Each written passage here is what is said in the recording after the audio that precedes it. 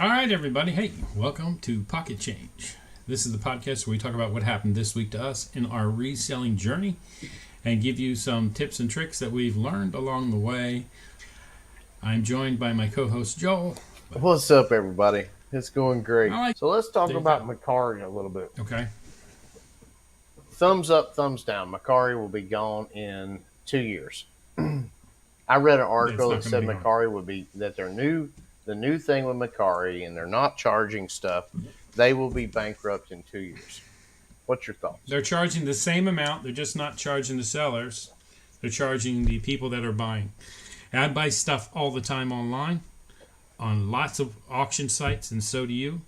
Mm-hmm. And no one is charging the seller on those. Like Goodwill is not getting charged to sell it because it's their own website. But if you go to HiBid, there is anywhere from 10 to 20% buyer's fee. So they're selling on there. Those sellers aren't being charged to sell on there. We're paying for the right to buy. So you think Macari is moving in the direction that online selling and is going in some respect. So all the places I buy, you pay for the right to buy. Now I'm buying as a wholesaler, or if someone's going to resell it. But people are also on there buying it as collectors. So do I think what they're doing is going to change? And yes, there will be some fees that come back to us at some point. Probably. But I think it's a novel idea. And everybody that had a lot of stuff on there, they said, hey, you're not paying the 10% fee. Why don't you lower your items by 10%? And I got that email, and I did that. So now they're charging the customer 10%, but I'm selling it 10% cheaper. It's the same net for me and the same net for the customer. You're going to have to adjust your sale price so that if you're selling it on eBay for $100, and then when it's all said and done, they end up just adding the shipping to that, it's $110. And then when you go on to they're here, and it's going to cost them, it's not going to cost you the $20 to sell it. You're going to end up selling it for $80. They're just going to pay the price difference from the customer, not from you. I think the problem is with I need to get a bottle of water. I'll be right back. All right? Okay, I think I'm going to shut my thing. He shut his thing, folks. Anyway, I think that Macari is on to something. I really do. My opinion is that they will be as big as eBay within the next 2 years. I really do think they will be that. I think if you're getting into reselling right now and you're not, and this is me doing a lot of research, not on Macari, then you probably should be. And I am getting ready to start launching. As I launch May 1st, I'm going to launch on Macari, but I'm also going to look at Poshmark. I think with the clothes items I've got, I can get more money on Poshmark than I can on eBay. I really do. Hello. You still there?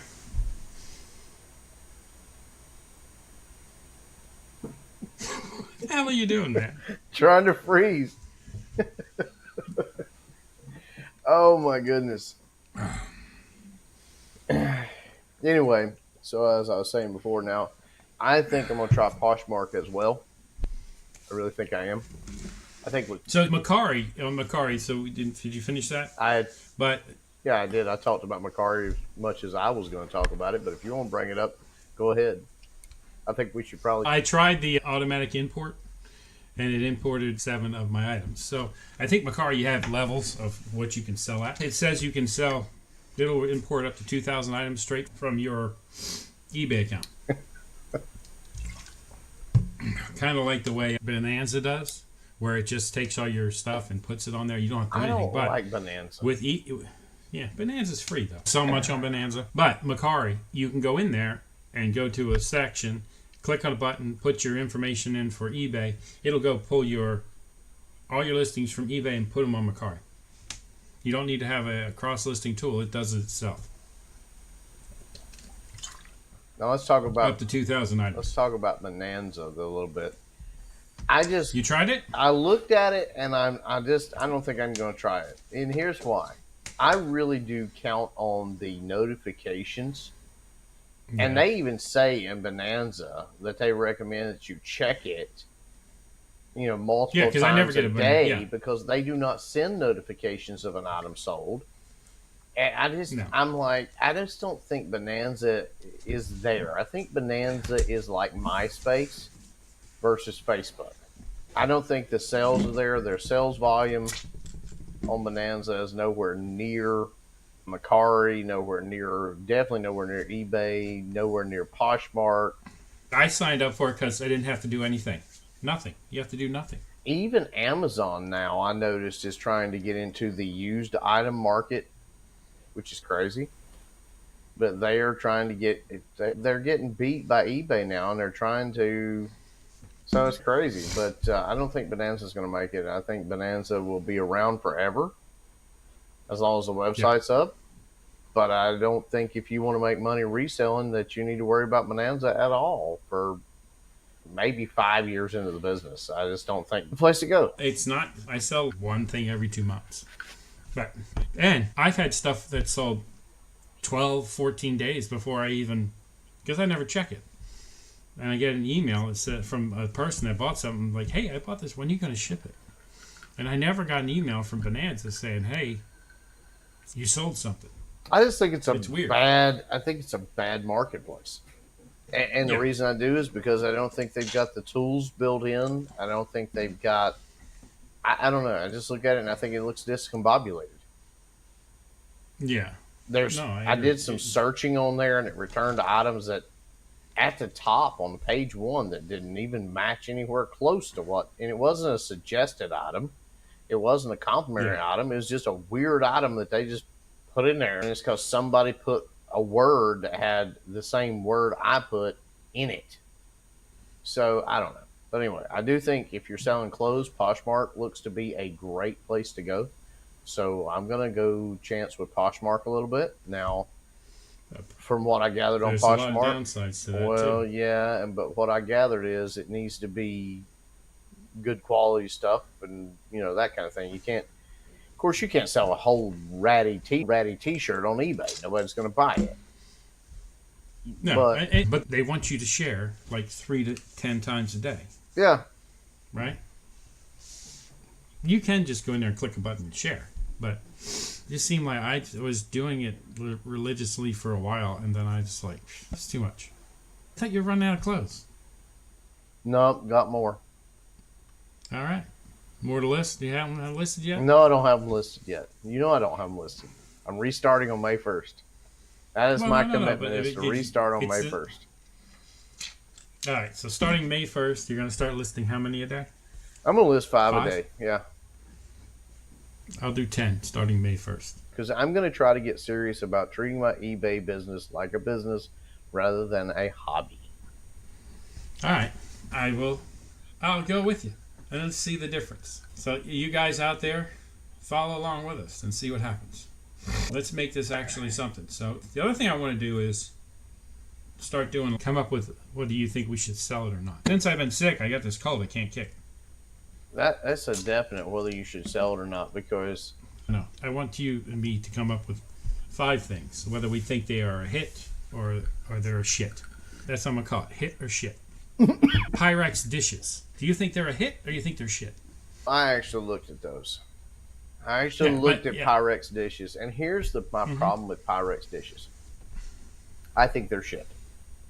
Here's why I think they are. If you are willing to take the next 6 weeks, 40 hours a week of your life, and read on that crap and learn about that, then there is money to be made in Pyrex.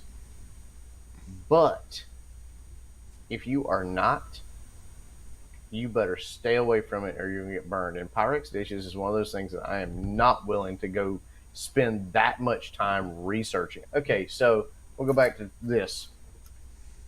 Okay, it took me 5 minutes before I even bought that to know what that was worth and what I could sell it for. The costume jewelry watch. It's not something that's going to make a whole lot of money. You better source it really good. I did. I've got I think 50 cents in it. And so in this particular one, so no, I've got $2 in it, and I can sell it and double, triple my money. But Pyrex dishes, the whole P thing, big P, little P thing, that's one layer. That's literally one layer. Because there are little P pieces, because I started looking at it, I was like, because I found a whole bunch for sale for dirt cheap. And I was like, oh my gosh, those could be worth a lot of money. And I went and I read, and I'm like, no, I'm staying away from it, because the thing is, even though it's a little P, and you really want the big P, by the way, but they say you want the big P, but here's the thing: stop making it. Some people prefer the little P.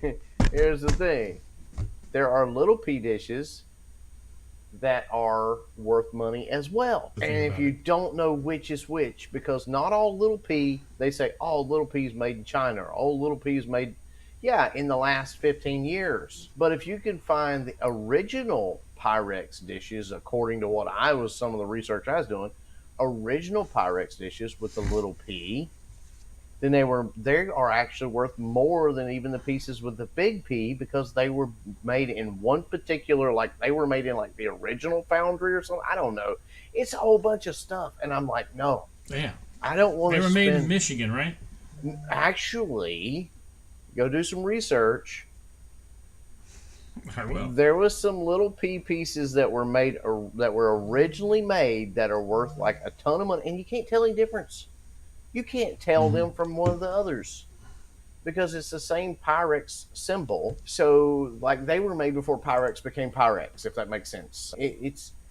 And I'm like, I'm not getting into it, because I don't know how to tell. Because there's some way, obviously, that you turn the bowl over and you hold it up to the sun and you look at the way it reflects the light and all this.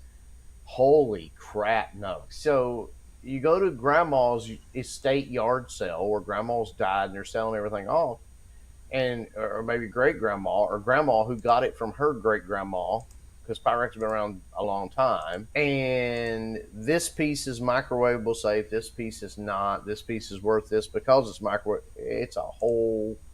You can make a lot of money in Pyrex, but I think it's shit for most people, because who wants to spend that kind of time? Who is that interested in Pyrex? That's my thing. Who is that interested in it that they're willing to learn that much about it?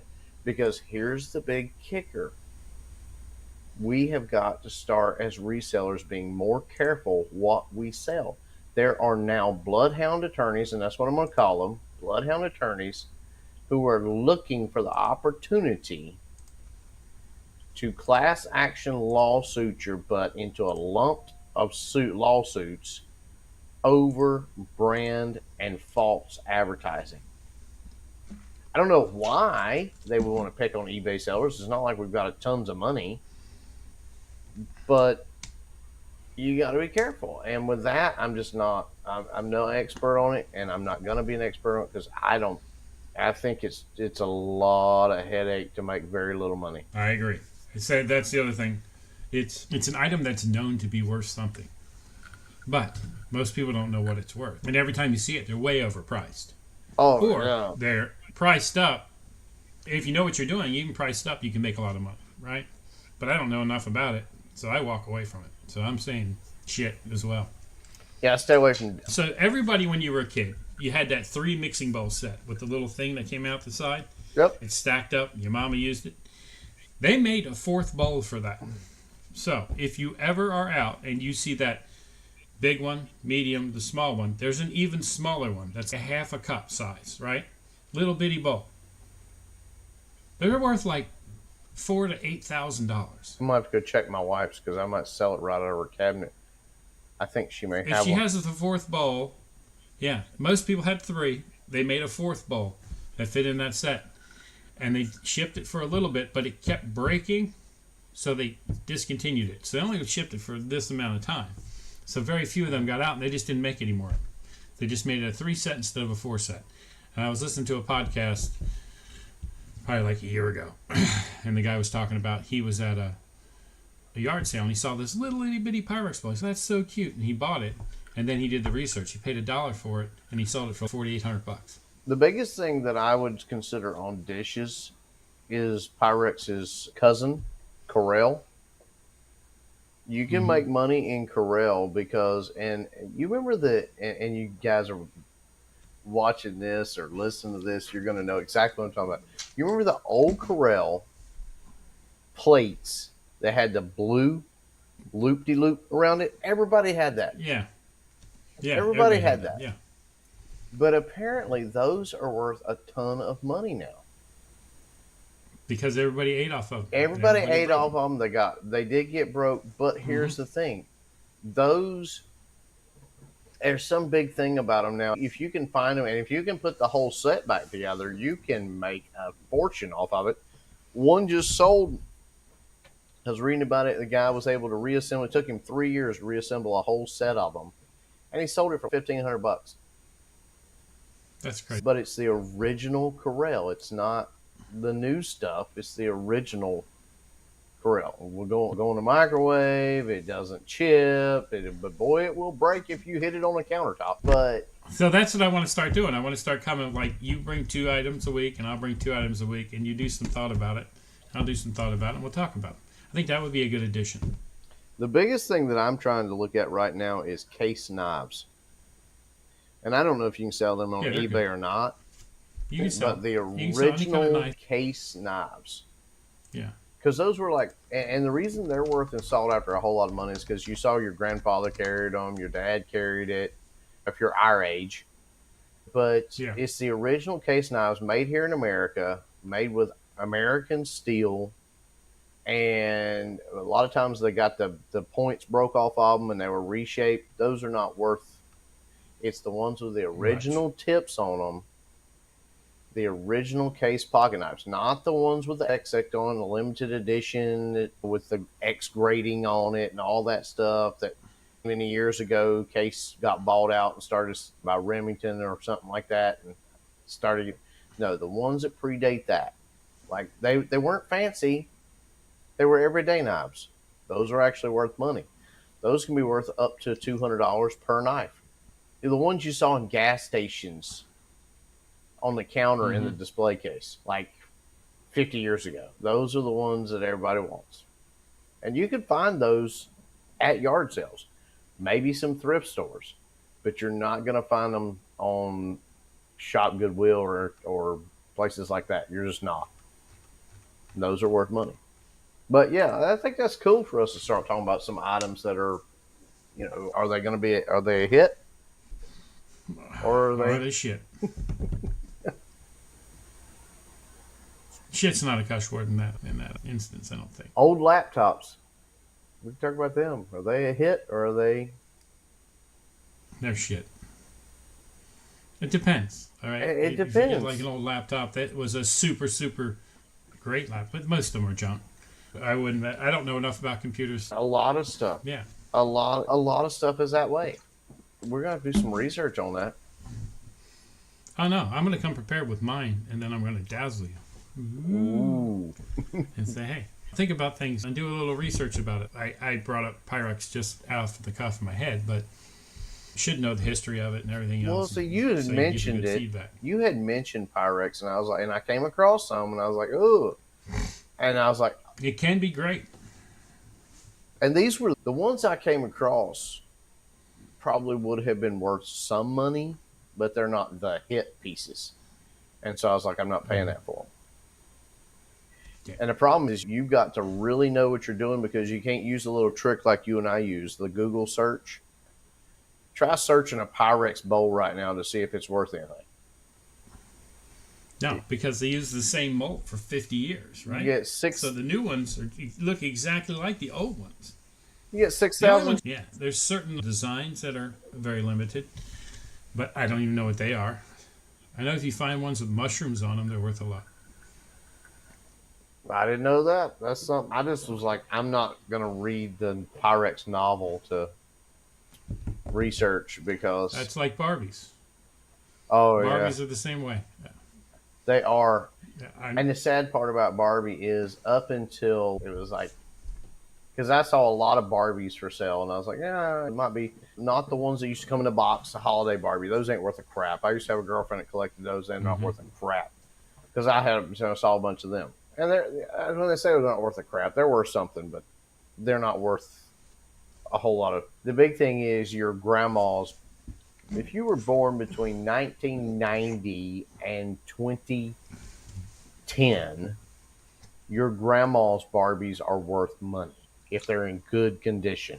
They've been colored on with a magic marker. Or, So your mother's. yeah, my mom's Barbie dolls, if she My still had mom's, them. yeah. Your mom's Barbie dolls, if she still had them, and they were in good condition. My sister's Barbie dolls from the 70s and 80s would be worth something as well. Yeah, yeah.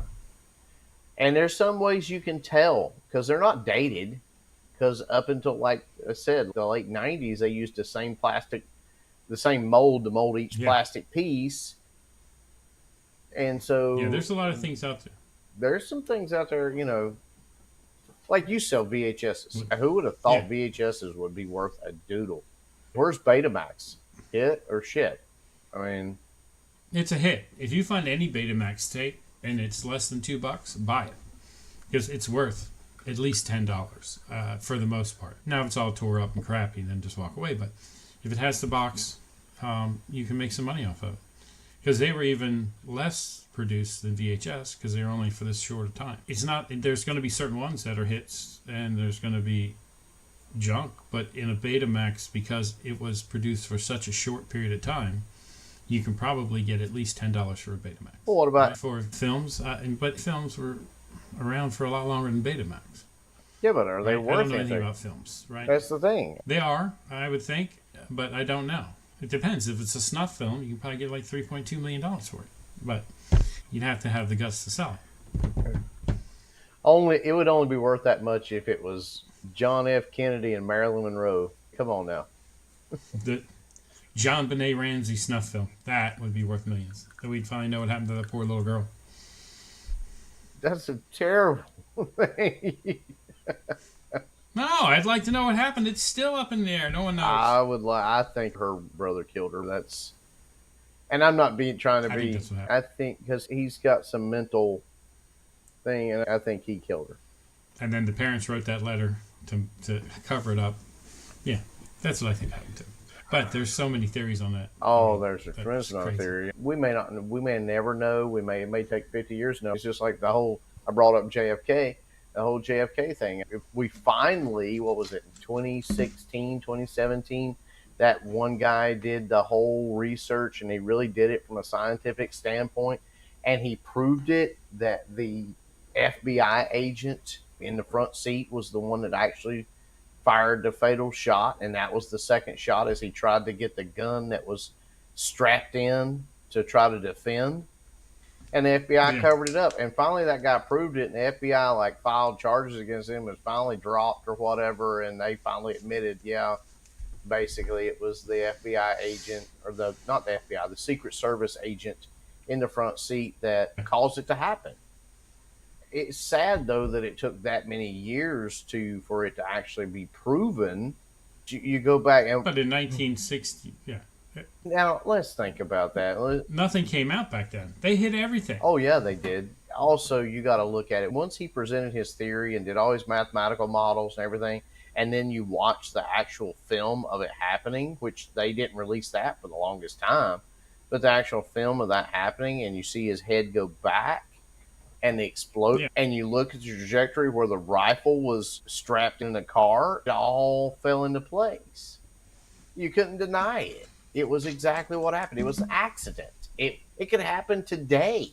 Of course, I think they've got their rifles and everything strapped in a little different, and presidents aren't riding around in open top convertibles, but it could happen because there are accidents that happen.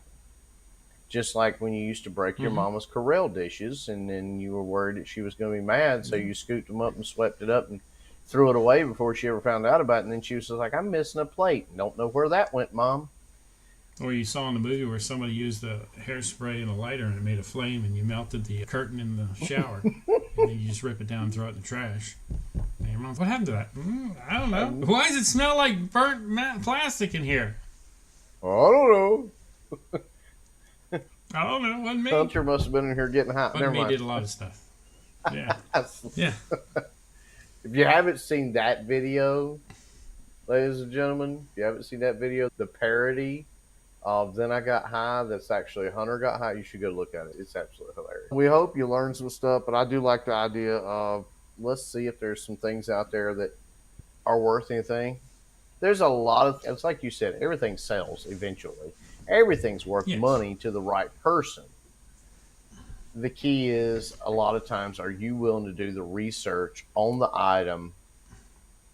And some of these items are difficult to do research on. Pyrex, like you brought up, that's a difficult thing because if you do a Google search, a simple Google search, it's not going to tell you if that Pyrex is worth anything because you'll see some Pyrex one dish for $500 and one for $2. Pyrex got started because they were trying to make better glass for the railroad lights that would break all the time. So they invented that glass for railroad lights, and then one of the guys that worked at the factory made his wife baking dishes out of it, and they took it from him and stole the idea. Band-Aids were stole by Johnson from a guy's wife who made him pre-made Band-Aids because he was always nicking his fingers. And one of the executives said, "What do you got there?" And he took it, and then they made Band-Aids and didn't give those people any money. Oh, that's the way it works. Don't We invent work for the anything company. at work, ladies and gentlemen. Don't invent anything No, at don't work. take it to work if you figure it out. Yeah. Leave first. So, on that note, leave first, keep them wanting. All right. Thanks a lot for watching. It's been a really interesting. All right. Later, ladies and gentlemen.